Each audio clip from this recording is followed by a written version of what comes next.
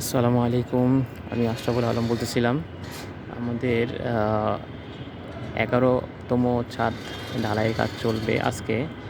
তার আগে আমাদের ছাদের প্রিপারেশনগুলা যেগুলা বাকি আছে সেটা ঠিকঠাক করতেছে। আউটসাইডে পলিথিন দেওয়া হচ্ছে, ত্রিপল দেওয়া হচ্ছে।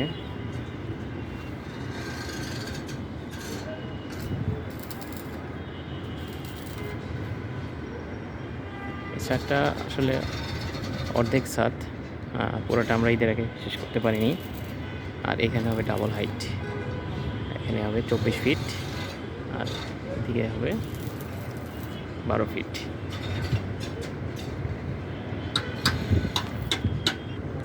এখানে একটা জায়গা, বারান্দার জায়গাটা দেখতে পাচ্ছেন। এখানে হলো ৩৬ ইঞ্চি কাস্টিং, ৩৬ থেকে এটা হলো ৫ ইঞ্চি স্লোপ কাস্টিং। এখানে আমরা কাস্টিং কমানোর জন্য আমরা এখানে কিছু বক্স ইউজ করছি। ভিতরে দুইটা লেয়ার ভাগ করে দিছি, বটম লেয়ার, টপ লেয়ার।